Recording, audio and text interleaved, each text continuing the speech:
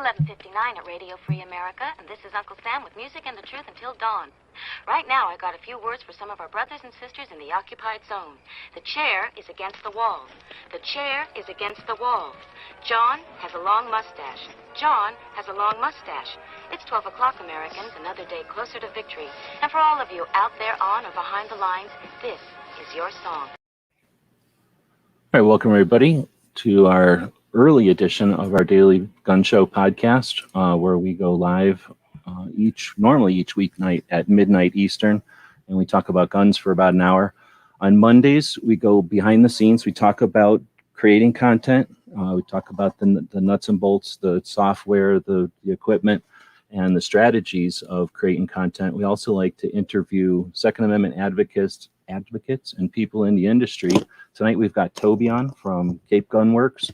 We have in the description of this video an interview that Toby did not too long ago, just in April. He did an interview with Riding Shotgun with Charlie, which is a great introduction to Toby and the gun shop and the radio show and the shooting range. We'll talk about all that tonight.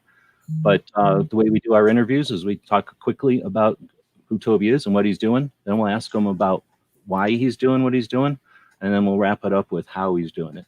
So just in case we can't come up with anything to say, which I doubt is going to happen, we are doing this live, so feel free, if you're watching this live, to ask questions or participate in the conversation. But it's not here about me on Mondays. Let's talk to Toby. So thanks, Toby, for joining us. And if you would, let us know a little bit about you and the shop, the range, and the gun and the radio show.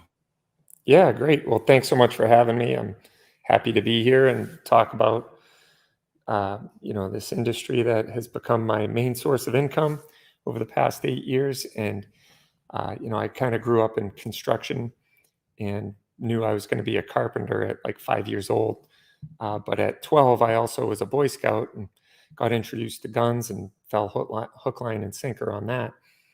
And just, loved the shooting and the discipline around it. And never really got to do it. My parents weren't really into guns per se.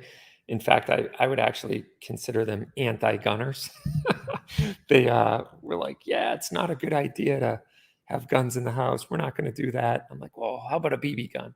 No, we're not going to do that either. So, and maybe that was a good thing, knowing my personality at the time. I was a little crazy as a kid, but so I would have to settle for slingshots and blowguns and nunchucks and throwing stars, whatever I could get my hands on to run around the woods and have fun. But,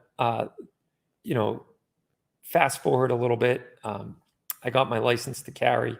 I live in Massachusetts, by the way. If you're not familiar with Cape Gun Works, we're in Hyannis, which is on Cape Cod, which is the arm of Massachusetts that sticks out into the water.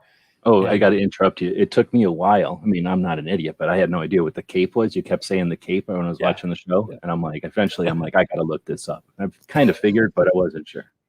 Right. Yeah. We take for granted that everybody knows the Cape, and it's like this little peninsula that sticks into the water, and it's about 100,000 people year round. It's pretty pathetic that we assume everybody knows where it is. But once you start narrowing it down to like Hyannis and Hyannisport, and everyone goes, oh, the Kennedys and that type of thing. So that's where we're from. But, and I grew up here, born in Colorado, but that's another long story. Ended up here when I was 5, and I knew I was going to be in construction, and then fell in love with guns. While I was framing houses with a guy, he was a kitchen table gun dealer. So he had his FFL and kind of just dealt guns out of his house for friends and family and himself, really. And I was always like, hey, this is awesome. Let's do a business. Let's buy a piece of property and put an indoor range and, have a nice retail shop. And we need this in our area. And he's going, you're a crazy kid, take it easy. You're never going to do that around here. You got to remember where you live. And so there was always a constant assault on our rights, if you will, from our area. And it was just a constant battle and for rights and whatnot. And then the 94 assault weapons ban happened, and it really affected us for the rest of time because Massachusetts made it permanent in 98. So We're about the Meanwhile, same age, right? This is right when you're ending high school. yeah. Or no, So 98, you're out of high school for a while. I'm out of high school. Yeah, I Yeah. graduated in 93. Okay. Got my first guns in 94, right around the gun, assault weapons ban. And I remember like being a new gun owner being like, yeah, I can finally have a gun. Oh my gosh, I can't have anything I really been waiting for, and magazine restrictions, the whole 9 yards. But in 98, Massachusetts made it permanent. And so we've been living under that 94 assault weapons ban ever since 94. I still had this like burning, not really burning desire, but more of a interest to do a gun store and an indoor range and a training facility where we could equip and train people on the safe and efficient use of firearms. And that kind of became an idea when I was 16 and I went down to Florida. I think I went to a place, I think it's called Everglades Gun Works or something like that, but it might not even be there anymore. I never looked it up since, but it was down in the Naples area and I visited it. And at 16, I was like, this place is awesome. They got a range out back and cool guns. And, I just thought it was the coolest thing. No, back then, this wasn't like a rent, like a place that people would go on vacation. This was just a plain old local range. Yeah, it was just it was a gun shop, but it was, your basic average small America. For locals, it wasn't something, because like nowadays people think of like recreational, you go somewhere vacation and go to a machine gun rental place. It wasn't something like that. Yeah, nothing like that.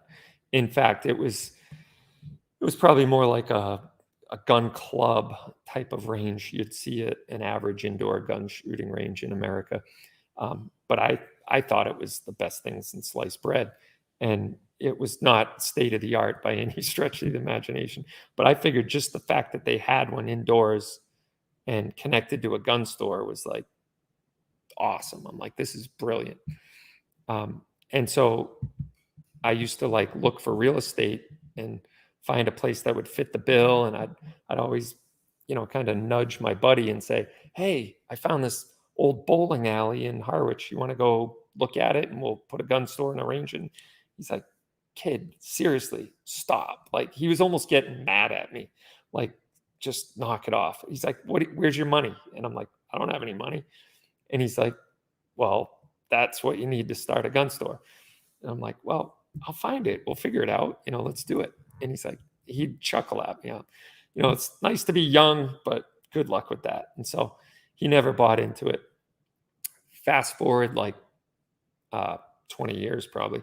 A lifelong friend and I went to Vegas for the Mr. Olympia competition. And as you can see, they thought I was a contestant, right? With all my, I look like Rope Man, but so it was pretty funny to be there. But, and I talk about this a lot in the Charlie Cook interview, but so we did a 2-day handgun shooting class at Front Sight that day.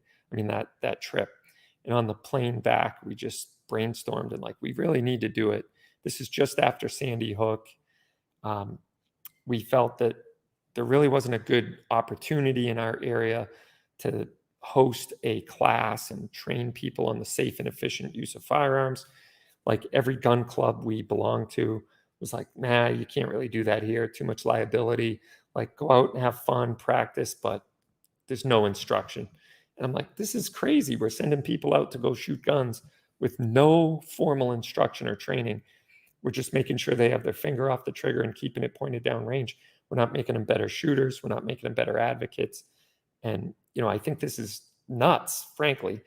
And I'm like, it wouldn't take, a seasoned lawyer. I think a 1-year law student graduate who got the case to prosecute a negligent discharge at the local gun club would be able to hang somebody for, okay, I was just picturing how this would go down in a courtroom.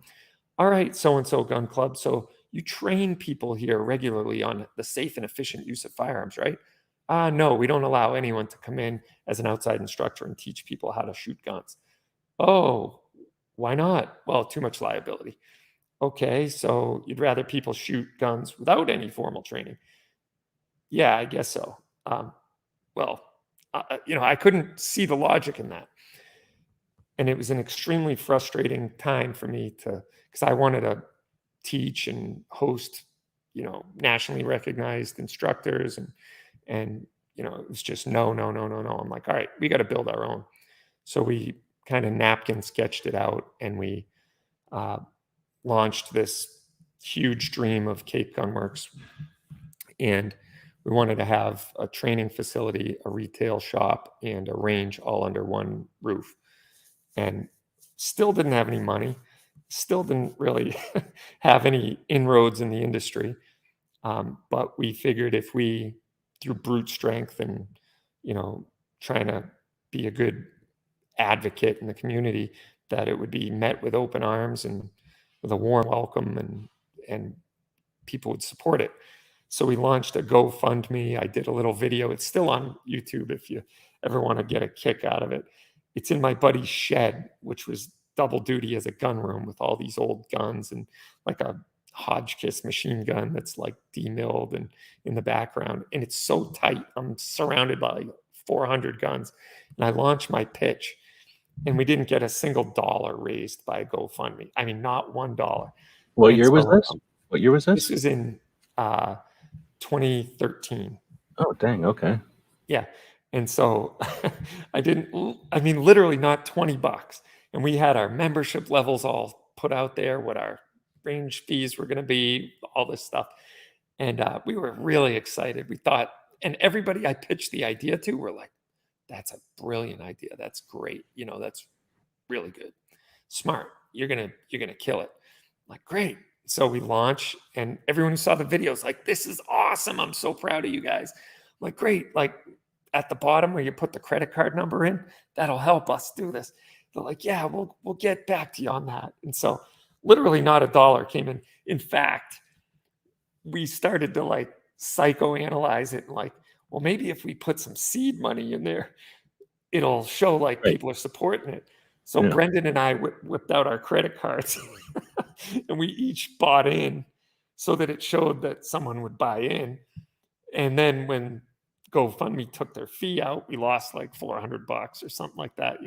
We're like, all right, scrap that idea, mothball that. And so then we just said, let's just start a mom and pop gun shop, which we did, and kind of build it that way. Because we had sat with several banks and they're looking at us like we're crazy.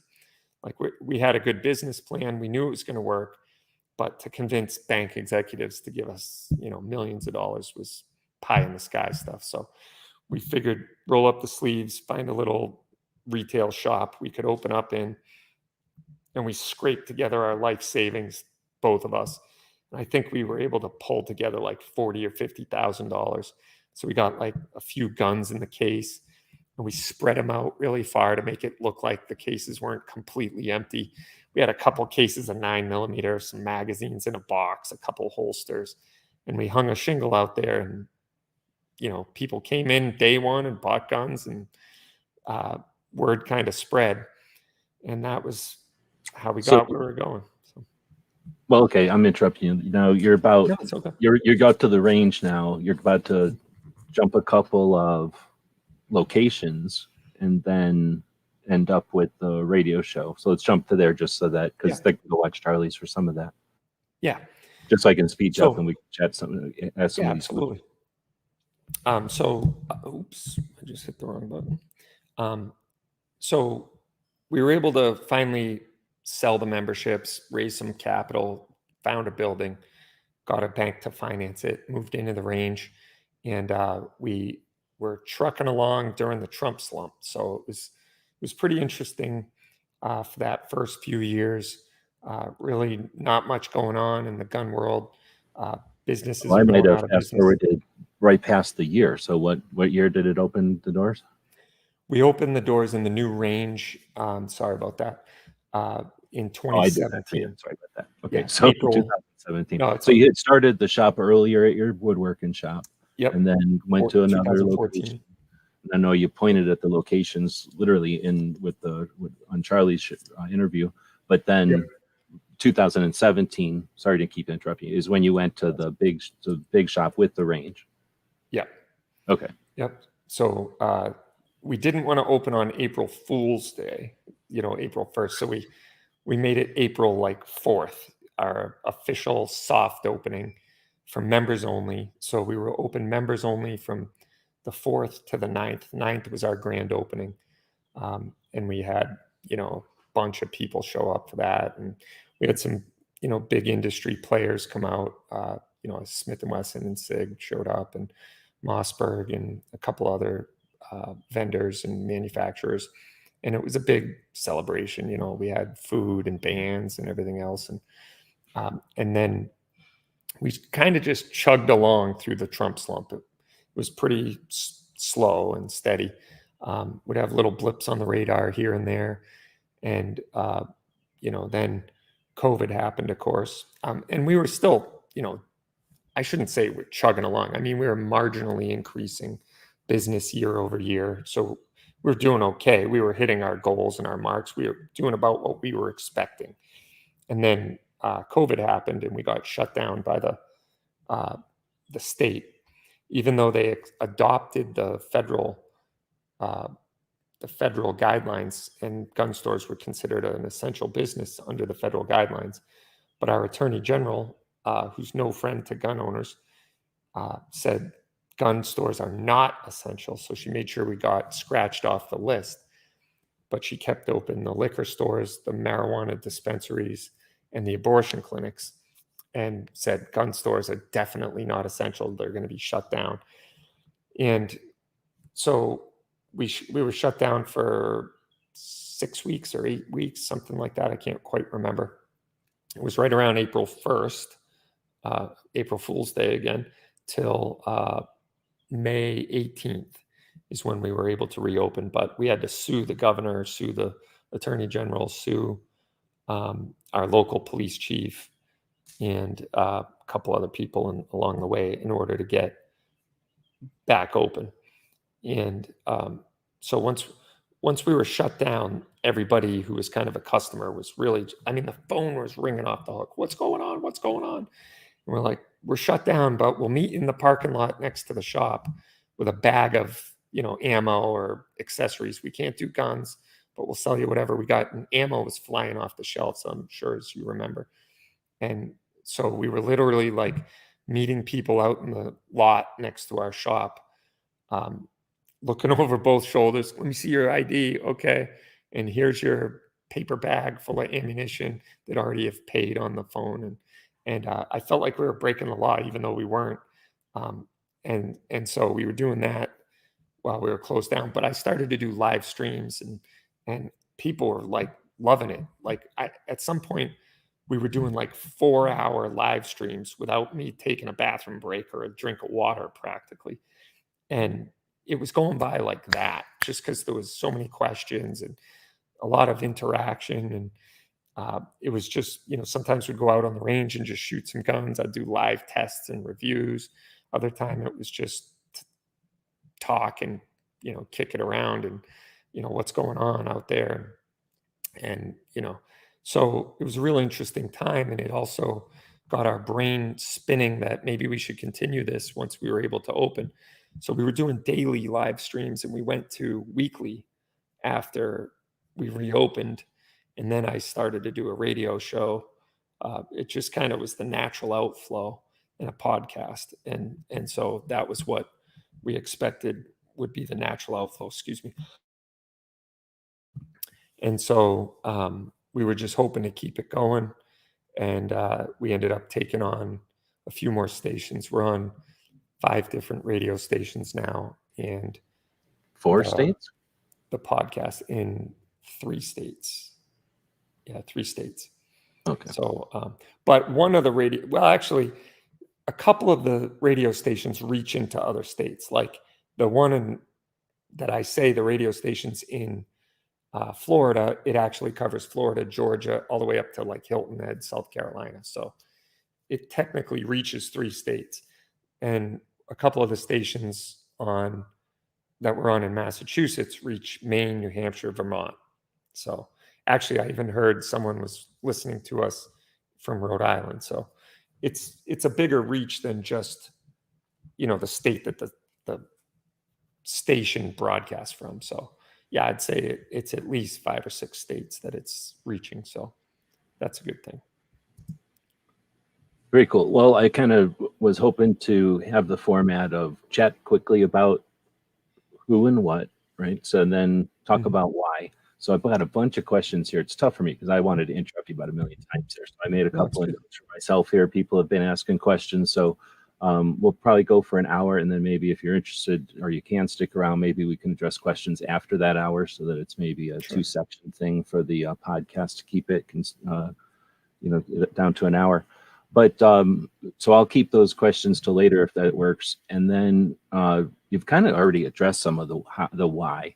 But I think it's interesting to when I was telling you off air, there was a podcaster named Out of Order with James Kalita that would have 2A advocates only. Like that's it, 2A advocates on. It would be about a 20-minute podcast, and he would just let people go. And I thought that format was awesome because it wasn't about some issue or they weren't being the expert, to give a insight on something. So they would just talk about whatever they wanted to.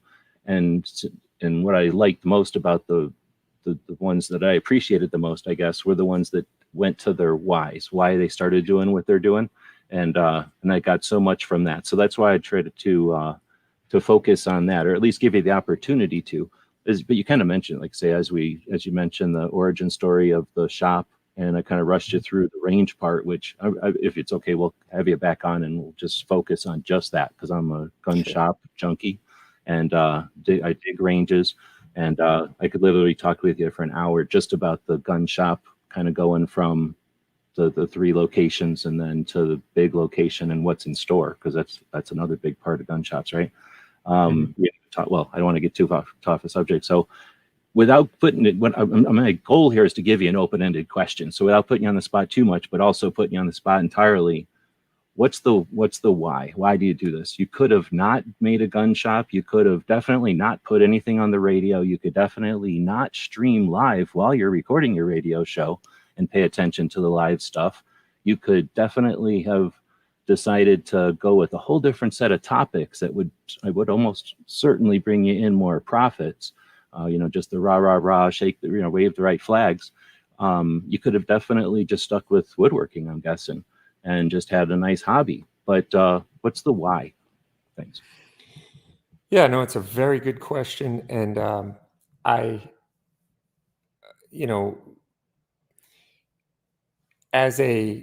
first things first, I'm definitely like a serial entrepreneur. I like business. I like starting businesses. I like running businesses. I like the whole concept of it. But having done the woodworking industry for so long, or the construction industry, that industry can take a toll on you. Like I'll be doing a job for 6 or 8 months for one customer, and it's hundreds of thousands of dollars that at the end of the job, the customer doesn't even like me anymore. Like, you cost me a lot of money. You have great ideas. I like your stuff, but it cost me a lot of money. I don't even want to see your face anymore. And it's not because, there's any type of ill dealings there. It's just when they see me, it means dollar signs. It's work again. Yeah. It's gone from the friend realm into the business realm. Yeah. Right. Yeah, exactly. And when it came to the firearms, it was more, yes, it was a business opportunity. Yes, I could make a living at it. Yes, there's money to be made. And, but more importantly, I personally felt that the industry needed a pivot. It needed a change. It needed, there's no difference between a gun store and a restaurant, as far as I'm concerned, as far as the product is concerned. If you can't, the only reason gun stores thrive with poor customer service is because of the high barrier to entry. It took us a year to get all our licenses. It took a year and a half, really, if you think about it, to get all our licenses. It costs millions of dollars to build the facility that we have. So I guess, yes, we could do that and just kind of run on the reputation of, well, go ahead and do your own if you don't like how you're treated. That's kind of how the industry's been running for a long time, in my opinion. And for the most part, I used to visit a lot of different gun stores, and In some cases, I would kind of hold my nose and buy a couple boxes of ammo and go out. But it wasn't like going to that good store that made you feel welcome and wanted your business and, wanted to see you again. It was more like I was inconveniencing them, and they had to get up off the stool and uncross their arms. And there was a lot of condescending, like, oh, you don't know what the heck you're talking about. And why would you ever buy that gun? That's the stupidest thing I ever heard. And it was, kind of intimidating for someone who loved guns. And I was like, this is frustrating. This is actually not how we perpetuate the Second Amendment long term, because it's not going to get new people interested. It's not going to be warm and inviting. It's not going to get, women involved. It's not going to get kids want to get involved. And so that to me was the most, the biggest reason for wanting to do it was to treat it like every other business should be treated. If I can't do business in an open, free market with the way we do business, then I don't deserve to be in business. I don't deserve to be there. And I feel it needed to be earned. I felt it needed to be done in a way that was welcoming to all people. I don't care your political persuasion. I don't care your walk of life. I don't care what you believe. All I care about is if you want a gun, I want to put one in your hand and be the gun shop that supports you through the process. I want to teach you how to use it safely and efficiently. And then I want to be there to support you after the purchase for as long as you want to visit my store. And also, I want to be a good example of what I think the responsibility of gun ownership comes with. So I believe there's a lot of responsibility that comes with gun ownership. And that paradigm has changed a lot in my worldview. Like when I was 18 and I first got my gun and I lived alone and my front door was considered my gun safe. Then laws change and time changes and kids come along and you get married and friends start coming over the house. Now I'm like, maybe I should lock my guns up. Yeah, that's probably a good idea. So I started to do that, and that was a big shift. It was a big paradigm shift for me. And, it was part of the process in the gun store as well of wanting to just be a good advocate for responsible gun ownership, put on a good attitude and teach something that's not always taught, which was, in my opinion, don't look to pull the trigger as a first resort of any type of altercation.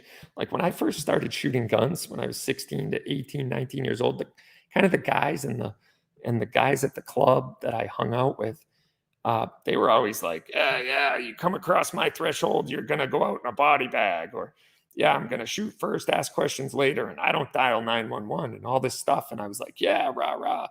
And then all of a sudden it was kind of like, this is kind of stupid. Like if I drop the trigger or drop the hammer and pull the trigger, my life just changed forever, financially, psychologically, my family, my business, my life is radically different.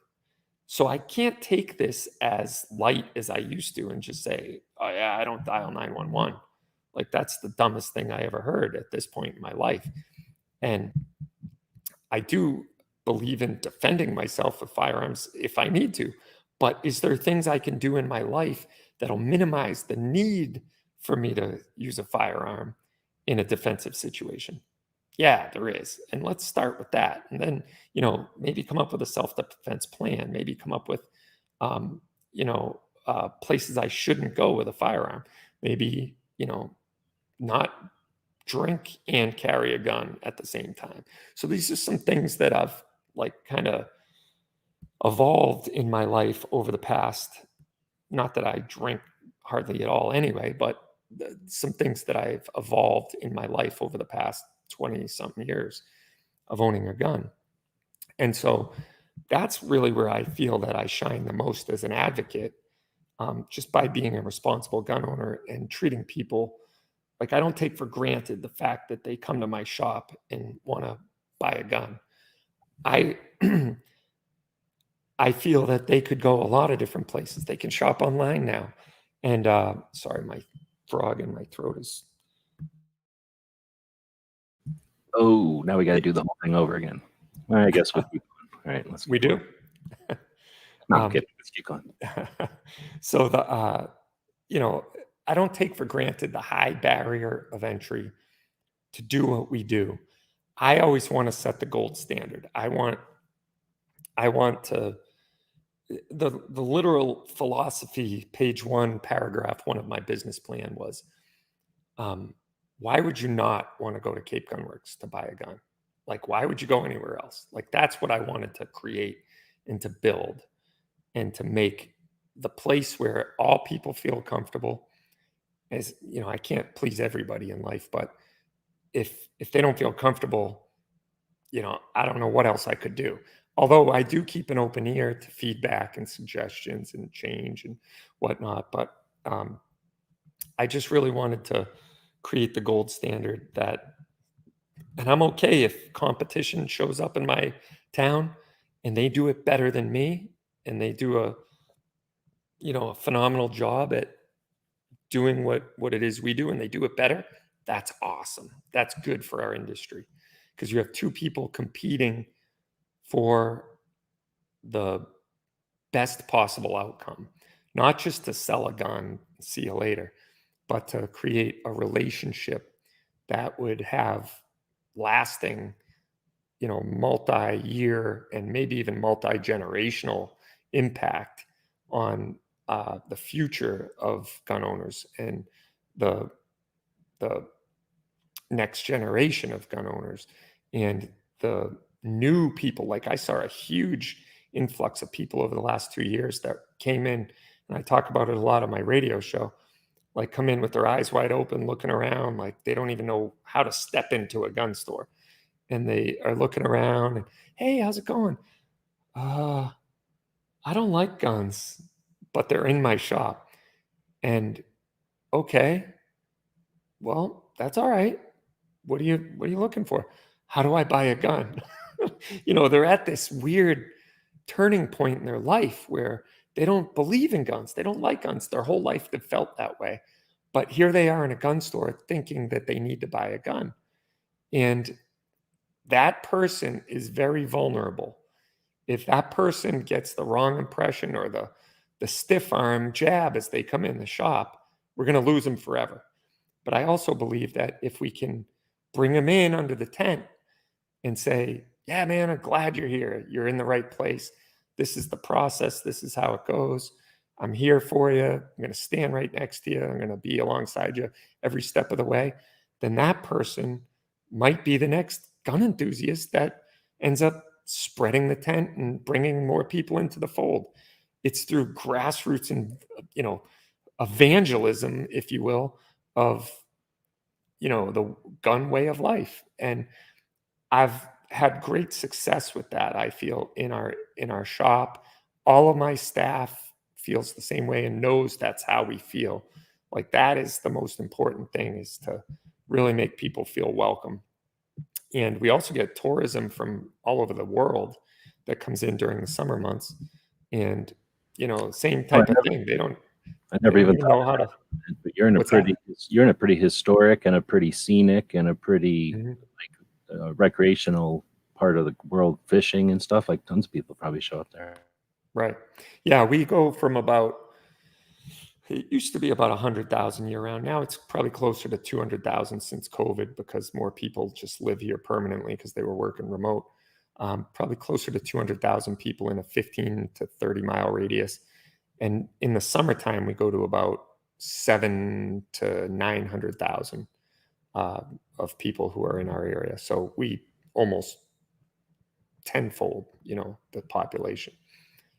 So yeah, it's great to see people who come here from countries they're not even allowed to look at a gun and pose with a picture holding a cool gun or something like that. And they don't even really speak the language, but you can see they don't know what to do. And I'm like, you want a picture with a gun? They're like, yeah.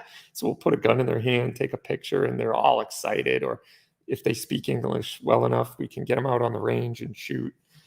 with one of our instructors, and man, the smiles and the, experience is just priceless, So that makes it all worth it for what we do. And I have a great time doing that. And so, that's really the why of what we do. And I feel that it's so important. We were talking before we went live about a pistol team I used to shoot on. When I started the gun store, they basically kicked me off the pistol team and kicked me out of the gun club. But when we started Cape Gunworks, I wanted to start our own pistol team and join the Cape and Islands pistol team and put another team in. I had 15 people ready to shoot on the pistol team. I had women, my wife was going to shoot, my friend's wife was going to shoot. They've never shot competitively. And this is the nerdiest, most boring shooting like you can do. It's 22 gallery, like Olympic style pistol shooting. It's, it's fun, don't get me wrong, but it is like the nerdiest type of the nerdiest shooting. And precise and tiny, right? Like everything's small. It's 3 stages. You got a slow, a timed, and a rapid fire stage, 3 magazines. 3 stages, 10 rounds each. And you're shooting on a team. Top 5 add to the score sheet. If you're not in the top 5, you're not going to be even, really contributing to the team score. But really what it came down to is a personal personal best, trying to do better than you did last time, raise your average a couple of points. But more importantly, it was this type of shooting and this level of shooting is going to die with the generation that's currently doing it. And it's never going to be resurrected, in my opinion. And so when I started a commercial range instead of a gun club, they had to vote whether to accept us in the pistol team.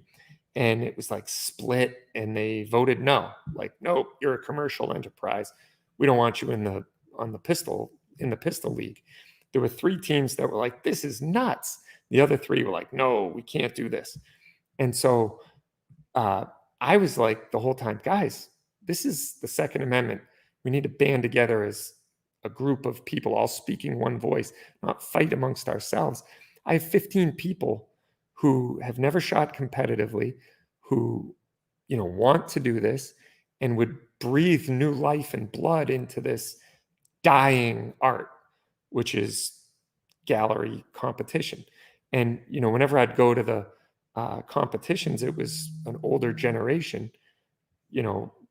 I was probably the youngest guy on the team, and there was no new lifeblood into this whole type of shooting. To this day, they won't let me in. It's pretty interesting.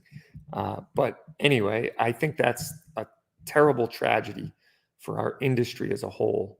And that, I think, needs to stop. And we need to be warm and inviting and, extend the tent to people who are just curious or mildly interested, and not shun them and stiff arm them away. But so we're doing our part there, but it hasn't worked yet.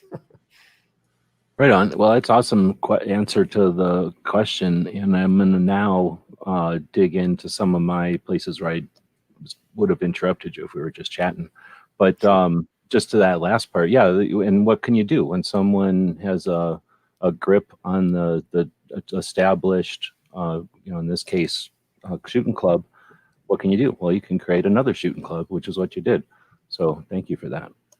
Yeah. And when we did it, you didn't have to be a member to join. We wanted it to be public. You can walk in, plunk down $25 and shoot for an hour. You can get one of our instructors to come do a class with you. You can do a range experience, shoot a bunch of different guns. We wanted to make it as open and accessible as possible. We didn't want to make you have to serve at the run. And don't get me wrong, I still love gun clubs. I'm not, this isn't really a overt, attack on them. They're necessary. They do a lot of good work. They're awesome. I'm not really sure. And when you give them competition, you show them, one, that you were right about that aspect or that element of it, and now they can adapt and continue as a competitor, which, like you said, you're welcome, right? It's not like you're trying to push nobody. You're trying to give them open their mind, open their eyes. Yeah. And if they want to, I get it. A club situation isn't necessarily open doors. Maybe they have special times when non-members can come in and shoot and participate in a competition or do the skeet and trap shooting or something like that. And that's all cool. But I really wanted a real open access to people who want to shoot, don't know how to shoot. Let's get them going, and that's really what it came down to. I'm going to go to a question from Gunpowder Beauty. She's in Missouri, I think, still. And her question was from earlier in the chat. What's your favorite age of people to train? Young kids, older youth, the 20s, 30s, 40s, 50s, or older folks? I would say my favorite is probably, and this is a very selfish reason, but not for what you'd automatically come to mind, but probably like a 20 or 30-year-old woman, believe it or not, because they're just teachable. That's really what it comes down to. They don't have any preconceived issues about like how to shoot and whatnot. And I've found them to be the most teachable age, although kids drink it up too. And the smiles on kids, it's a lot of fun. We have 10 and older is kind of the policy at our range. We have gone down to 8 if there's some kid who exhibits very good discipline and they listen. But our official policy is 10 and older. We're going to be doing a youth rifle class coming up this summer to run like 6 weeks. And that'll be fun to get kids, ages 10, and we're going to do it in 2 tranches, like 10 to 13 and like 14 to 16 or something like that. And teach them kind of the NRA basics of, prone, kneeling, sitting, standing. And, but my absolute favorite is definitely women by far. And I'd say the 20 to, I would say the 40s or 50s into that. There's really no age that I don't like to train women on. The one thing I will say is as older women start to take up guns more and more, which they are, and it's great. I love to see it. As they're a little bit more advanced in age, we have a few more challenges to overcome, like vision and maybe grip strength and some hand strength issues if they're not in great physical shape. Or in some cases, just the simple, like being able to get the gun kinesthetically aligned with the target as it relates to their body. I've only found that to be a real problem in some of the older women, and we work through it. We get through it as quick as we can, but I've had to dedicate a lot of time where it doesn't seem to happen as much with the younger ladies. Some of the older guys tend to, there's just a little bit of male ego in all of us. And so sometimes they just don't want to listen, or they listen, but they want to do it a different way, have a little bit of an edge, like I kind of know what I'm doing, even though I'm here trying to learn from you. Other guys are different. They're just, sponge. They'll soak up everything you tell them. But I like new shooters more than anything. The hardest, and I know this is a odd way to answer the question of what my favorite is, but the hardest is the guy who's been shooting all his life, has guns all his life, maybe not shooting all his life, but has owned guns all his life, and really just isn't a very good shooter and is trying to get to the next level and trying to untrain some bad habits. Obviously, that kind of goes without saying, but anybody who's really green and new and a clean slate is a pleasure to train. That blaming the tool thing's got to play a factor too. When you know a million different tools in the toolbox, your mind doesn't go to what can I do better with my stance or my hands, but what tool could I grab to make this not my. Yeah, exactly. Another one from Rupan says Cape Gun Works is awesome. I met a dude named Hakeem there that showed me a bunch of Hakeems in the back. I haven't been there in a while because it's so far away. Best prices I've seen in Massachusetts. Cool. I think he means Rashid, who has a collection of Rashids. But so which one? The Rashid is the 7.62 by 39. Yeah. It's an Egyptian. Yeah, they're kind of neat. They're kind of like an SKS, except not. Yeah. Right? Yeah, it's like a cross between the VZ58 and an SKS or a or a Hakeem and they're very similar. I've only seen a couple in my time, like that came through shops or that I've even seen at gun shows and stuff. I've seen them online, of course, but I haven't seen real life very often at all. Yeah, he's actually our range manager. He's there all the time and doing a lot of good work. All right. Well, now that was everybody else's now. All right. DJ has one here. So DJ Play Nice from, I forgot where Rupan's from. I should know, but it's been a while, but good to see a Rupan. I know he's back east somewhere. He'll tell us here in a bit. DJ's in Nebraska, though. He's asking, Massachusetts, not exactly a gun-friendly state.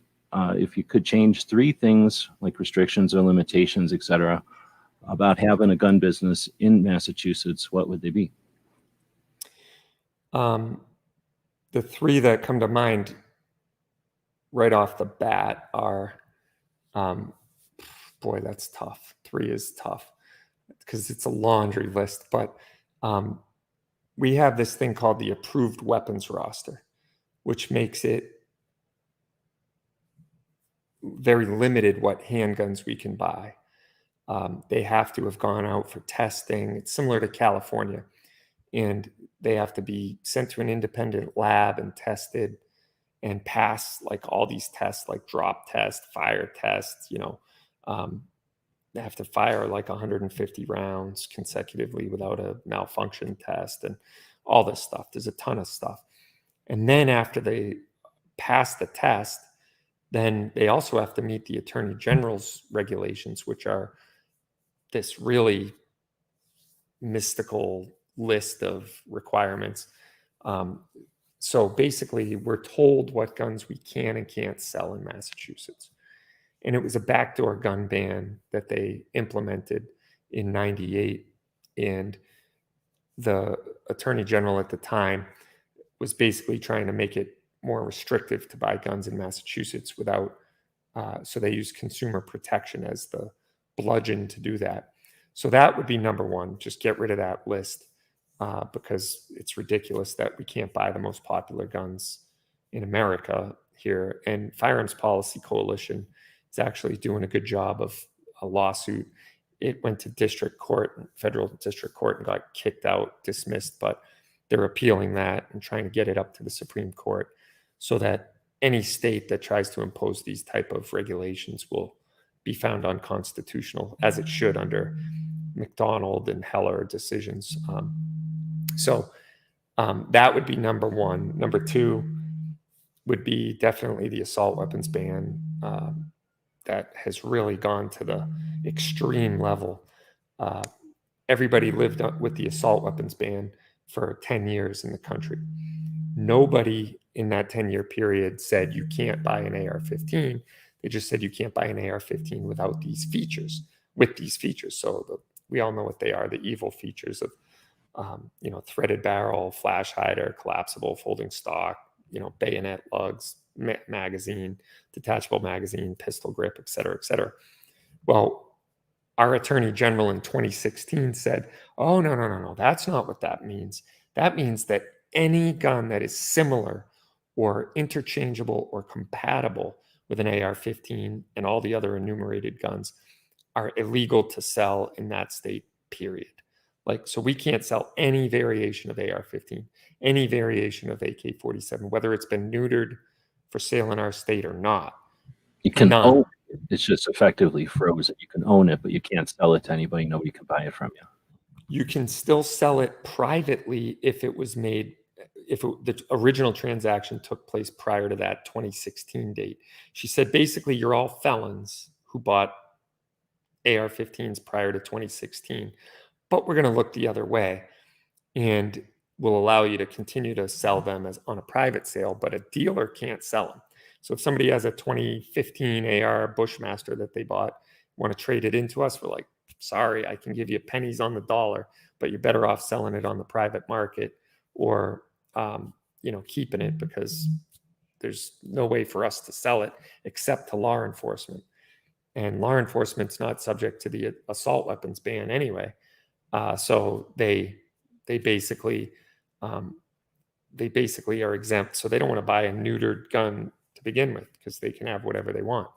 So I would make the assault weapons ban go away. And then thirdly, would probably be the restriction on suppressors, like, and machine guns are legal, believe it or not, but they're not legal to shoot unless you possess a machine gun license. So those, if I could wrap those two together, it would be the ban on suppressor ownership and the machine gun kind of ban, if you will, because we can't rent machine guns unless you have a machine gun license, which is very hard to get. In other words, you couldn't even have it for rent on the range, because in order to possess or hold it in your hands, you got to have that license, and only a few people bother to get that license because it's correct. Yeah, correct. And we've kind of skirted the line of that a little bit, because what is possession? Like, the working legal definition of possession is under the most technical aspect of that, it's you have it in your hands and you can legally take it home with you. That's kind of a working definition, like a blue collar definition of possession. So temporary possession, putting it in your hand, doesn't meet that criteria. But Massachusetts takes it to the extreme that by physically handling it, you are now in possession. And therefore, you can't do that unless you have a green card. So we actually tried to kind of get around that rule and tethered it to the bench with like a chain and lock, so they could never, quote unquote, possess it, because they can't take it out of the booth. Yeah. So we used to do full auto Friday. And then my lawyer was like, the attorney general's already heard about this, and if I were you, I'd knock it off. I'm like, why? How, are they in possession? He goes, look, do you have like $100,000 to defend yourself if this goes bad? And I'm like, or do you want to use the $100,000 that you may or may not have to like promote your business? Is it worth it? And I'm like, dang it, like, this is ridiculous. So we kind of went back on the full auto Friday thing, and we equipped a bunch of guns with binary triggers instead. So, which is, we all can make a good analogy of what that's like. Well, right on. We'll let you wrap those two. Is there a third then? Well, the third was the handgun roster, the B was the assault weapons ban, and the C was the third was the machine gun suppressor ban. If you want to keep going, I could give you some other ones, but I thought that was number 2. Okay, I missed it. No, because I've got a bunch of questions for myself. So we're getting close to the hour, but I got a bunch of them. So let's make them more of like, kind of speed rounds, I guess. You don't have to elaborate on every one of these. But way back from when you first started to discuss being a kid, really, you mentioned your parents. I'm wondering, because right at the end there you said, but maybe that wouldn't have been a good idea because of the way I was a kid, right? So that's what I'm wondering. Do you think your parents, I mean, if you know or not, were as much anti-gun, or if they were just like, it wasn't the right time for you as a kid to have something like that? I think neither of my parents grew up around guns. They had neither of them had guns in the house growing up. They just knew what they knew based on what the media told them, and thought guns are bad. Like, they weren't like an activist about it. That's what I mean. Like, they weren't like, unless somebody usually has something that affects them, or for some reason, they get some advantage at work for being anti-gun. So they do because they get a bonus or a free t-shirt or something. Right. That's what I was wondering. They just they weren't gun people, and it wasn't something that they were familiar with. So it was more of that. Yeah. And when I turned 18, I ran down to apply for my license to carry, and then my mom was even have a license where I was at, but I was the same way. I was there before the store opened when I was 18, buying my shotgun, because I could legally buy my shotgun. Right. Was that your first gun then? My first gun was a SKS, believe it or not. And that you had got before the buying one at a shop then? What's that? In other words, you got one before buying one at the shop? Yeah. Okay. No. So in my state, you have to have a license period to buy a gun. So I applied when I was 18, and they held it for 6 months. So as soon as the license came in 6 months later, I like ran over a buddy's house and we went to the local gun guy up the road who had like a kitchen table, FFL, and saw what he had in his inventory. And he was this old timer. And he's like, I got that gun over there. Take it home with you. It looks good on you. And it was an SKS. And I'm like, oh, this thing's cool. And, He gave it to you? No. I paid him $79. And nice. What year? Yeah. What year? 94. Just to rub it in, $94, $79. And they thought like, yeah, that'll keep you happy. It's a BB gun basically. And the ammo's cheap. Yeah. Or was it cheap back then?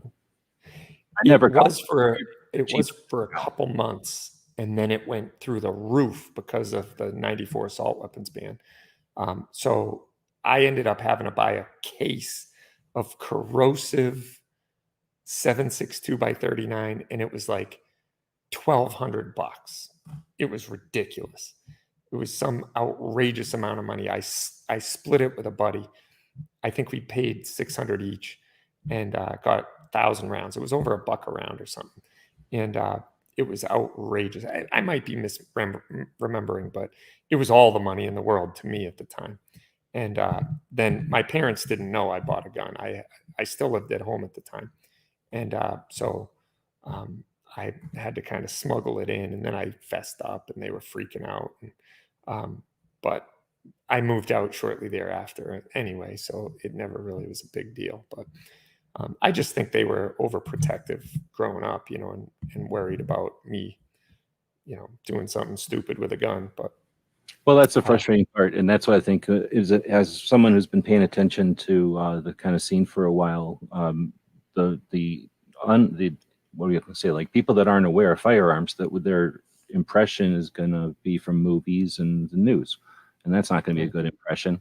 So the education that's going on in the last few years, from lots of organizations, lots of different ways, is making strides. So it's real difficult for people to be in the dark anymore, because there are so many like yourself in the shop, and somebody who doesn't want to have anything to do with guns, they can stay isolated. But anybody that's got any kind of curiosity is going to find a welcoming shop, hopefully, and get that introduction or orientation to at least understand what guns are, and more importantly, what they're not. And I hope I'd see that as being a trend, but obviously it's tough to get a finger on that.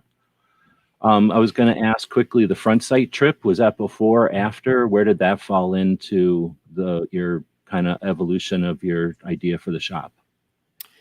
Well, we were starting to get serious about thinking about doing a shop, me and my friend. And so we're like, let's go to front sight. We're going to Vegas anyway. And see. So this was before the beginning of the shop, the first shop in the wood shop. Yeah, this was before that. Yeah. Okay. So this was I think it was September of 2013.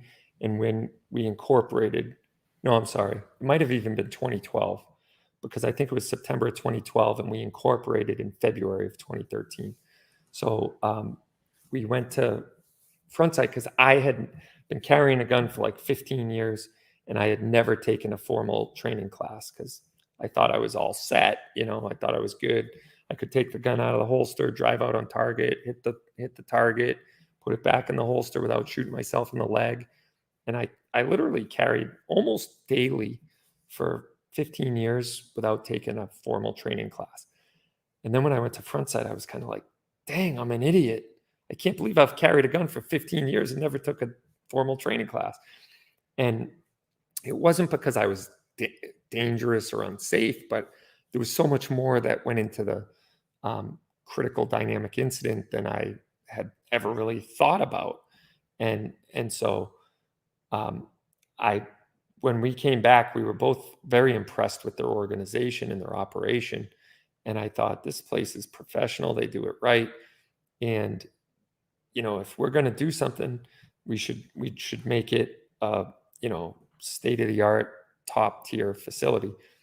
And my buddy was like, you're nuts and I'm conservative, so we'll make a good pair and good business partners. And that's based on, years of friendship. And so it worked out well. And that's the dude that went to front sight with you? Yeah. Yep. Okay.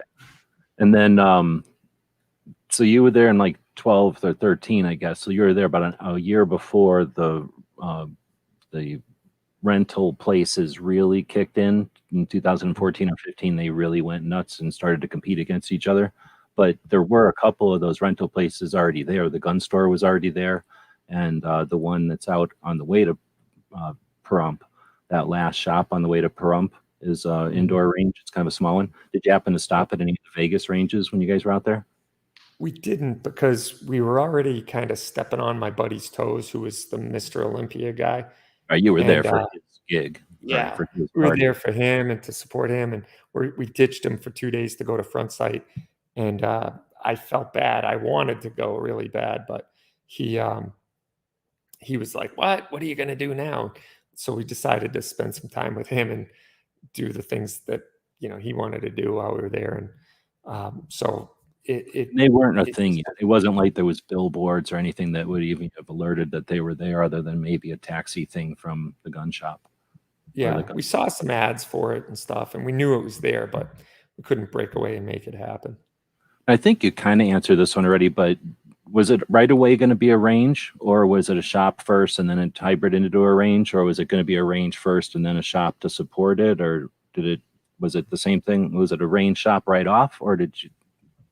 Originally, yeah, from day one, we said, if we're doing it right, we're doing it big.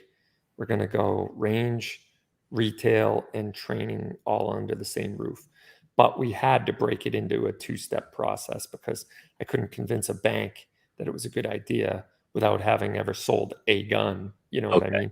So it was more of a business plan decision to break it into a 2-step process. So we started the gun shop first, got a good customer base, and then found a building that would be suitable, and got a bank to finance it now that we had 2 years of sales. What was the building? What was that building? It was a bank. It was a bank. Oh, no. It was the building that we ended up buying. Sorry. The range, yeah. Yeah, sorry. It was a paintball skate park, indoor skate park, and laser tag facility. Yep. So no uprights. It was just a big free, what do they call it, open structure type of roof? Yeah, it was actually pretty chopped up, because they had the 3 different playing, the skate park was one side, and the laser tag in the back, and then the basement was the paintball area, and then like a retail shop up front. So it was kind of catacombs. You got it all gutted out, so you had to do some. We did. Yeah. We ripped it right down to bare walls, and remodeled the whole building and purpose built it for our needs. Well, I tell you what, hopefully I'll have you on again, and we'll chat just specifically about the shop and the range, because I could go for hours about that if you're down. Was there the part about the GoFundMe blows my mind. Have you heard of the shop called I'm drawing a blank, the one in Maryland, the Machine Gun Nest in Maryland? They did a crowdfunding also. So I've always been impressed with shops that go with the crowdfunding. I'm a big fan of crowdfunding, with the potential we've got there as a community. So was there a campaign that you saw that you're emulated there, or did you just try that because you had heard of it, or what was the story with the campaign? No, I just thought that, like, we don't have the money to open what we wanted to do. And so people all tell me this is a great idea, and they're like, yeah, we'll support you, and this is going to be awesome, and can't wait to see it happen. Somebody needs to do it. And so we're like, all right, well, here's how we do it. Because we were originally trying to open the big facility from day one. So we're like, we got to raise a couple $1 million. Let's start off with $100,000 campaign and hope it goes crazy. And so we gave it our best effort and our best foot forward, and launched. And we had a couple of investors that we thought were going to jump in and be silent partners in, and it just fell as flat can be. And like I said, we didn't raise a dime through crowdfunding. In fact, it cost us $400 at the end of the day. So I'm like, man, we're heading in the wrong direction, and we had to rethink the business plan a little bit. I really thought that, if I was more of a known entity at the time, maybe it would have, but there's got to be ways to, 2020 hindsight, right? But that's that's an interesting aspect. I didn't know about that from Charlie's interview. I think it kind of got mentioned in your kind of description, but the start of the live streams, was that because you were watching somebody else live stream? Again, was this like somebody mentioned it at the shop? I know Shooting Gallery New England does stuff. I mean, was it somebody mentioned it, or you just had the idea? Or No, I just thought about it. Actually, it really happened by accident. I was like walking around the shop one day and I just picked up the phone and went live on Instagram and was like, hey guys, just what's that? Because you were digging Instagram before you got shut down over there. Yeah, we were good at Instagram for a while there. And you were running, that was our best social media platform. We had the most followers and everything else on it. But well, you were at a good time. That was a good time to be on Instagram. That's when a lot of growth happened. But so then, okay, so you did the Instagram live, and then it's kind of limited in time and situation. So then you were like, where else can I go? Oh, on our YouTube. Yeah, so we started, we'd kind of mix it up. I'd do live on YouTube. At one point, I had 3 phones set up in front of me. Or I'd have a web camera with YouTube, and then like a phone set up with Instagram Live, and a phone set up with Facebook Live. And I was just kind of like, because people were like, hey, are you on Facebook? Or hey, you want, I could never get it right with one live stream meeting as many needs as I needed to. Entity, and like we talked about, an alternative would have been to go through a platform that streams out to multiple platforms, but you were doing it one platform per phone, and then you'd have to keep the phone for each platform then. Right, and I'd be reading the comments on this one and jumping over to the comments on this one. Oh wait, this one's not live. Yeah, like that kind of. Exactly, and then like would be like, hey, if you want to follow us as we go out onto the range and shoot a gun, you got to jump over to Instagram because I can't carry the computer and 2 phones out. That so it was really a very pedestrian offering of, I mean, limited technology. But the guy, Professor Claus, I like to refer to him in our live broadcast, kind of came from that background. So he was pushing me like, dude, you got to do this. You got to do this. He used to be a producer on a show, and he's like, this is going to work. Like, we should do it. And I'm like, okay, what's it going to cost? Well, I can get this software for $800 and we'll get new microphone and new this and new that. And I'm like, oh, come on. Just can't we go live on our phone? And he's like, no, let's make it a little better, And he pushed me and he produced it. We got a mixer and a couple mics and ear cans. And so it was starting to work and people were appreciating it and thanking me all the time for it. And then people would come in the shop and be like, hey, you're the guy on YouTube. And I'm like, oh yeah, I'm the guy on YouTube. Like, it was just kind of funny, but we'd just try to stay relevant and give people updates and answer their questions. And everyone was sitting at home and they needed that like outlet to do it. So we just figured, we kind of fell into it. It wasn't this like brilliant plan that we had in place. I never dreamed I'd be doing a radio show. So, but here I am. Right on. And again, we'll chat again, hopefully, maybe even a third time, and chat about specifically the podcast and then the radio show. I got into guns when I was a kid. I got into shooting again whenever I started getting into the internet around 2000, the late 90s there. And one of the first people I met here in Tucson is Charles Heller, who does Liberty Watch Radio, which is a show here on Sundays. And I've been paying attention to radio shows. There's a couple of syndicated ones, and then a bunch of the advocates out there are doing radio shows. And I think there's a lot of value to a radio show. It goes out to people in cars and people in waiting rooms and people that are doing stuff. They're working and have a radio going instead of a YouTube thing. But most of them, we're kind of talking off air, most of them are doing it as radio shows, and then the podcast is sort of an extra. And they pretty much struggle to keep track of the podcast portion of it. So you're doing that in stride. You're definitely, your team and you are competent in, getting the radio show, being aware of what's going on with the radio show, because you have guests and call-ins and questions being thrown at you out of nowhere. But then also during those lags between, commercial breaks and station identifications and all the stuff that happens in a radio show, sometimes, you're watching the live chats and stuff. So that part of it makes it really interesting. So, and then the fact that you're got a bunch of reach. There's a lot of potential there. So without getting too much into that, how long then the radio show's been going? Or how long has the radio show been going? About a year and a half.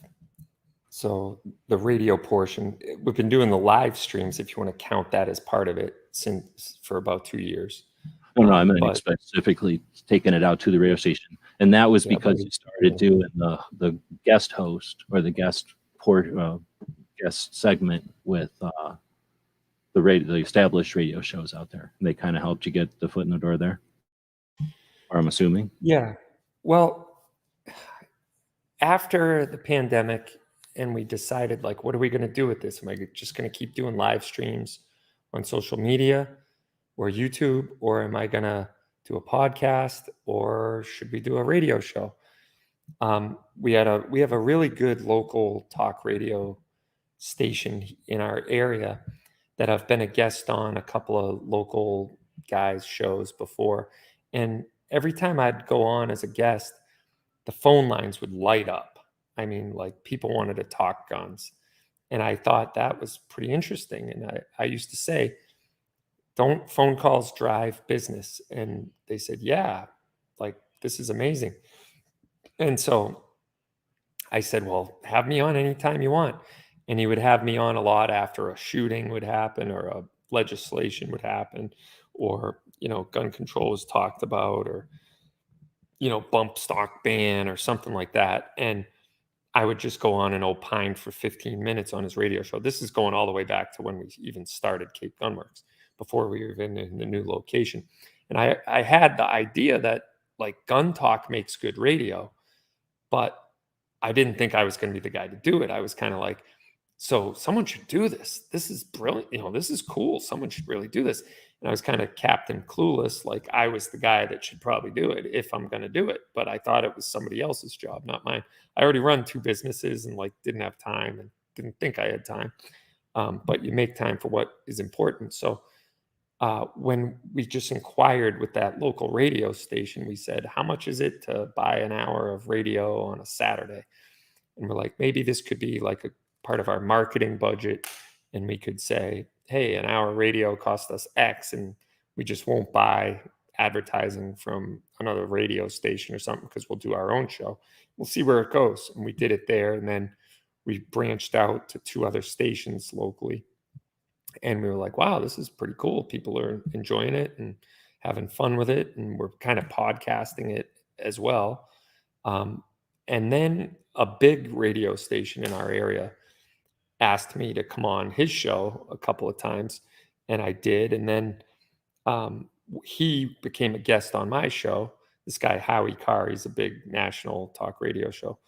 And he was a guest on my show, and it was really fun to have him on, and he's become a good friend. Is he a political show, or is he like a David Letterman type of show, or is he's a local talk radio show that is on radio. And if you Google it, the Howie Carr Show, you'll see it.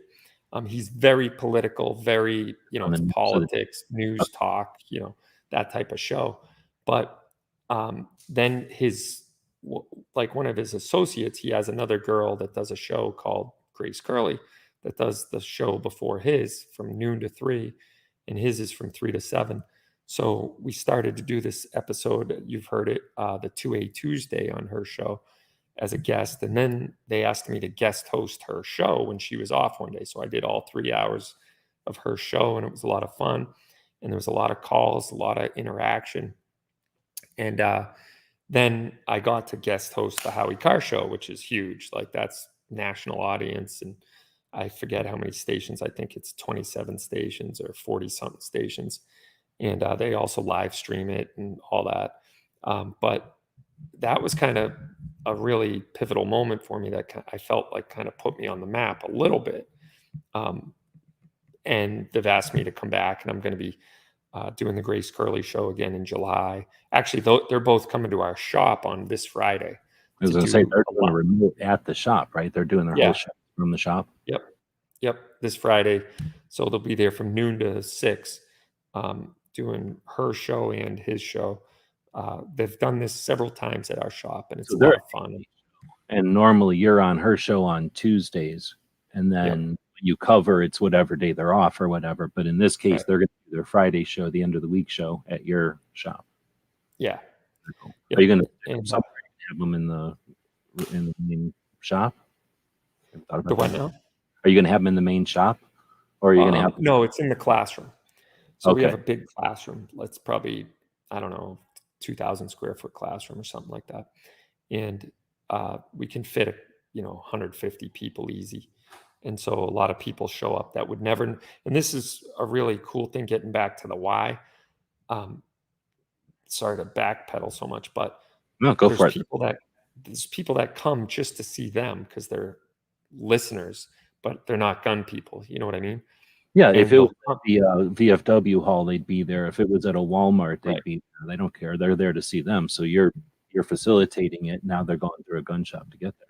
Exactly. And one of the coolest things is I got a email from a lady who said, like, I visited your shop because I wanted to go to the Howie Car Show once a couple of years ago. And I was blown away by the shop and the warm, inviting atmosphere. And I ended up signing up for a class to get my license to carry. And then I did a private lesson with one of your instructors. And I'm telling you now, I'm going to buy my first gun this week. And I'm so excited. It's become a hobby for me. And I'm really loving it. And thank you for having Howie and Grace come to your shop, because otherwise I would have never stepped foot in a gun store. Now it's this big hobby for her and her girlfriends to come to the shop and shoot. So I'm like, hey, that's a win. You know what I mean? So that's a win, because now when they try to marginalize all gun owners or the property we choose to possess, that lady potentially is going to call up a representative and go, hold on a second there, person. This is me and these friends. Let us introduce you to some gun owners. Right? They're going to have the tendency. They know how the system works. They're going to be active. So that's the awareness that keeps on giving. Yeah, no doubt about it. So before I was asking about the ranges in Vegas specifically, but now that you own a shop and you've had it for a while, do you go to other gun shops? Do you visit other shops? And is it something that you make? Whenever I travel. I actually created a pretty good relationship with a shop up in New Hampshire because we're both part of the same buy group. We met traveling. I go to Fort Worth twice a year to the NBS buy group. And I just met a guy and he's like, hey, I know about you because one of the guys that works for us used to live in your area. I'm like, oh, cool. And would go out to lunch and got to know each other, and then would kind of start to share information and brainstorm about methodology and concepts and best practices. And he shared, we actually got very close as far as a professional relationship is concerned. Would share financials with each other, would share best practices and what do you do about this? Oh, we do this and this is how we handle it this way. And it is something that I haven't quite figured out how to do with shops in my area, but I think that it really would help our industry as a whole to not look at gun shops as a island unto themselves, but as a network. Is it part of the network? As the nodes on the infrastructure that it is the Second Amendment. Yeah, and there's a gun shop that I opened up in the same town and I saw one of the owners at a trade show, and I was in the elevator with him. Hey, how's it going, man? And I stuck out my hand. How you been? And I'm so green. I've been at this for all of 6 months, And he just stares at my hand. I'm like, oh, we're not going to shake hands? He goes, no, we're not going to shake hands. I'm like, okay, great. I guess I know where we stand. So, it's like I found that incredibly telling of what I was getting myself into, number one, but number two, the things that need to change. That is really strange. I thrive on competition. I'm a competitive person by nature. And I feel, that competition makes me stay on the cutting edge of what I need to do. Otherwise I'll get lazy and I'll be, I won't put in the effort that I need to. But if there's a reason to get up in the morning and go grind it out, and it's not just because I want to put someone out of business. I don't believe in that. I believe in a rising tide lifts all boats. So if I can be better at what I do, it might make them be better at what they do, which might make me better. It's a back and forth, which the customer wins. Yeah, that's the kind of happening there. Yeah, is the gauge of there's more gun owners on board. Right. I'm going to point out one thing that I just made a note to myself as you were saying the multi-generational gun owners thing, and kind of what I was just mentioning here. There's an echo there, because again, when you've got people that you create a shop, you were mentioning how you're trying to create a shop that people could bring their kids and grandparents can show up and stuff. And again, those are voters. Those are people that are aware and get offended when they're marginalized whenever an individual decides to do something horrible, and the politicians jump on it. So thanks for that. People coming in and saying, kind of having that bewildered look, let's say, and obviously being a novice at a gun shop. You did a video not too long ago on the kind of layers of infringement you've got in Massachusetts. Kind of a funny video. The only suggestion I had is to make it less than a minute and make it stupid vertical, so it could be a YouTube short. Does get a lot more reach, but and then a minute on Instagram gets a lot more reach usually. Right. But if just throwing it out there as an idea, it would be cool to see one. Just an intro, like how to I'm a new gun owner, and I'm sure again if we have a conversation about gun shops, you've had to see a lot of different kind of a lot of different people come in the door to a gun shop. They probably fall into maybe 12 categories or something, but there's a lot of different people that show up, and there probably could be, and I guess what I'm saying is there probably could be more than one video for that, right? Like if you're new to guns, or if you're new to training, or if you're new to something. Yeah, we're gonna do the shorter version of that video, and we're also gonna do the next evolution of that video of that guy who just got his license.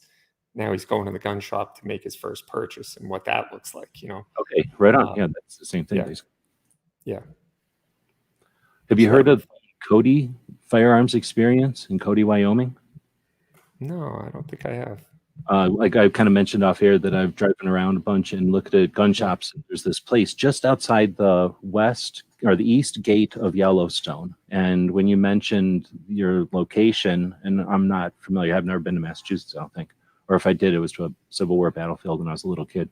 So I don't know the area. But when you mentioned the influx of tourists and how the town will expand, that reminded me when I was talking to the folks at the Cody Firearms Experience. That's like literally outside the gate. It's one of the last buildings, one of the last businesses you see before you hit the park entrance. And it's got a cool welcoming sign. You want to shoot a gun, and you can shoot a gun like a cowboy and all this.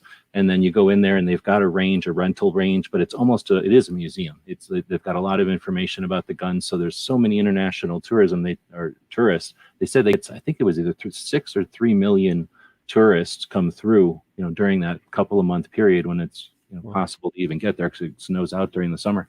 And I just thought that is an interesting aspect of the shop that I hadn't thought about before. But again, having your shop there is also an ambassador to all of those, I want to say temporary, but like transient gun or people, because I think there's a lot to be said for having a shop on the side of the road that's a gun shop, and it's not hidden, and it's just, on the side of the road and other businesses around there.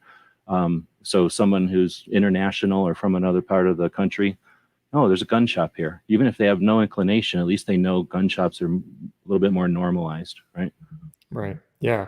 And it's fun to get the crowds from other countries, because not everyone, agrees that people should have AR-15s and AK-47s when they come to our shop. And sometimes they're blown away by it. They're like, but it's okay to have like side-by-side, Parker shotguns and hunt upland game. And then we'll get into the nuance of that and talk about it. And then it's funny because sometimes they're like, but you don't have suppressors? Like, are you crazy? That's like, it's not even nice to shoot a gun without a suppressor. That's unkind. I'm like, hey man, I live in the state that I've been given here. So But it is pretty funny.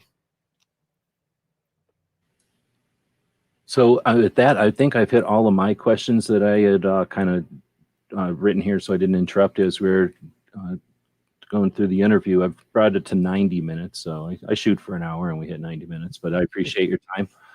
Is there anything towards the end now that I think I've hit all the questions, so I appreciate all the people that are joining us live and those of you that have asked questions. If I've missed any of them, I apologize. If I've missed anything like a super chat or anything, I'm sorry, I don't see it when I'm on the StreamYard thing. But is there anything as we've been chatting that I overtalked or interrupted you and you wanted to make any other points or elaborate on anything? No, not necessarily. The only thing that we really didn't quite get into, and you alluded to it, that we might do it later. We could talk about where do we go from here on another show, because we could go for a couple hours. We always had the desire to have multiple gun shops. This was just the start, the launch pad, and we're still kind of struggling with what that looks like. And we kind of pigeonholed ourselves with the name, like Cape Gunworks, like that only is appropriate to where we live. It doesn't really make sense if you're in, Boston or the South Shore or maybe another state. But so we're still struggling with that, but we've kind of put that project on hold just a little bit, and we're trying to get the reach of the website to be a little bit bigger at the moment. But eventually we do want to have multiple locations. So that's really where we're headed in the how category. So that's the goal.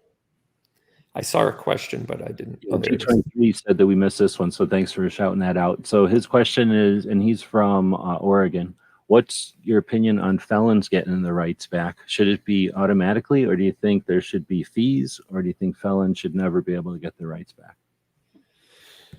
It's a good question. The libertarian in me says, I believe that once they've paid their debt to society, they've paid their debt to society, and they should get their rights back and restored. And, maybe if they're a career criminal, then no. But on the other hand, I think that there's a big difference between violent felons and just felonies that are punishable by the amount of time they could serve in jail for some sort of white collar crime or larceny by check or, whatever. That's a lot different than armed robbery of a bank. But, I probably deep down inside err a little bit more towards the freedom side of the equation because of the slippery slope that is inherent to gun control. But you got the gun control extreme, right? So the extreme left is total confiscation. No one can own a gun. The extreme other side of gun freedom is, as my friend likes to put it, machine gun vending machines in elementary schools. So, I don't think any rational adult would be like, yeah, that's a good idea. We should have machine gun vending machines in elementary schools. So somewhere between total confiscation and machine gun vending machines in elementary schools, we fall. And we don't all agree, and we don't believe the same across the whole scope of gun ownership in America. But I would say I probably lean towards definitely restoring rights of nonviolent felons after they've paid their debt to society, whatever that is, whether it's a fine or a fee or community service or jail time or whatever, probation and whatever it is. I think the crime should be, or the punishment should be appropriate to the crime. And then maybe even violent felons, if enough time has gone by and they've changed their life. It breaks my heart a lot to hear people who are in their 40s and 50s and they're paying the price for the sins that they committed when they were 17, 18, 19. And they were stupid, young, children on the wrong path that have like settled down, got married, own a business, they're, changed their life around, and now they can't even participate in an inherent right of as an American. So I would say that person should definitely get their rights back, for sure. And I would probably err a little bit more toward the freedom side. Like, I remember the old Western shows, like the guy would get arrested for a bar fight, he'd go to court, and they'd lead him out of the courtroom and hand him his guns back on the way out. You know what I mean? Yep. Get out of jail, give you your guns back, and be like, quit doing it. I mean, that's really what it should be. I mean, so I know that's not a popular opinion today, but frankly, I think that the more guns in society in the hands of responsible people, and yes, by that definition, some irresponsible people will also have them, but I still think we'll be a safer society if more responsible people have open and easier access to obtaining firearms. And that includes people who might not have had a pristine youth or went through a rough patch in their life. So we've all made plenty of mistakes. Yep. And we're seeing that things aren't static for sure in any direction at all. We're focused on guns and the gun community and topics like laws that have to do with firearms, but things are in flux all over the place. So I think that as we go forward, we're not getting, well, people would debate me on this, but we are getting more open with information, and it's really difficult to hide misspending and the number of people that are incarcerated and stuff like that. So I don't think we're going to see that be ignored forever and never see a solution to that. And as we see solutions to that, then, I was going to say the incentive, if you have committed, like you mentioned, if you're young and you've committed a crime and you have no option, no future of ever getting rights back, then do you have, what I mean? Like, what you have seems like you're giving a person limited options. You're creating limited options for people unless they demonstrate, irresponsibility, give them an opportunity to have a better tomorrow without hindering forever on their past. But anyway, yeah, that got into a different question there at the end, but why not? We've been about 90 minutes. Again, I appreciate you coming on. I know you're busy with everything that's going on, and like you were kind of doing some stuff for Father's Day yesterday. So thanks for doing all of this on top of having an active personal life and family life. And it sounds like, you're an active part of the community in lots of different ways besides what we focused on tonight. Yeah, glad to do it. And, I'm always surprised when I end up out there in the public space and talk about me a little bit is kind of funny to me. But on the other hand, I'm happy to do it. And hopefully it's, been entertaining at the very least for some people on the other end. And well, my goal is to do it again. Show behind the scenes a little bit so people can understand that it's not magic. You don't have to follow the given recipe. You can be part of what's going on out there. I was kind of talking off air, but I've said it before, value your voice. And so I appreciate you giving people some authentic insight into your projects and the motivations behind it. Really do appreciate it. Again, we'll chat off air here. When it goes off air, I'll have little stuff like buttons I can push and it'll end and it'll cancel. We'll chat a little bit off air if you got the time. But yeah, thanks again. Thanks everybody who showed up live. If you're listening to this in a podcast, guess what? Cape Gunworks Rapid Fire Radio is on every one that I'm on, plus probably a couple of more platforms. So you can listen to it as a podcast. You can watch it on YouTube. You guys record live on Wednesday afternoons. And like I say, they're interactive. They're paying attention to what's being done in the YouTube part of it. It's a fun time. You've got your callers coming in from the radio show and the text messages and stuff. Then that show gets recorded and distributed on those radio shows that we mentioned on those different radio platforms. So share those for people. So that's the whole point of radio, so that people can listen to it on the way to the range or on the way to go fishing or whatever, and have it on in the car with a bunch of people carpooling somewhere. Turn the radio dials when you go to the store to the station so that people hear it in the mornings. There's all kinds of fun stuff you can do to help people out when they got radio shows. And then you guest on the Tuesday show. I always mix up the time, but it's a little bit earlier than the Wednesday show, right? Yeah, it's called 2A Tuesday, and it's on from basically 2 to 2:45, even though it's really like 2:05 to 2:43 or something like that. But basically 2 to 2:45, and we get a lot of callers on that show. That's one of those shows that really lights up the phone lines, and we get a lot of people. It's on the Howie Carr radio network, so there's a lot of states that broadcast that, and so it gets a lot of reach, and it's on right before Howie comes on at 3.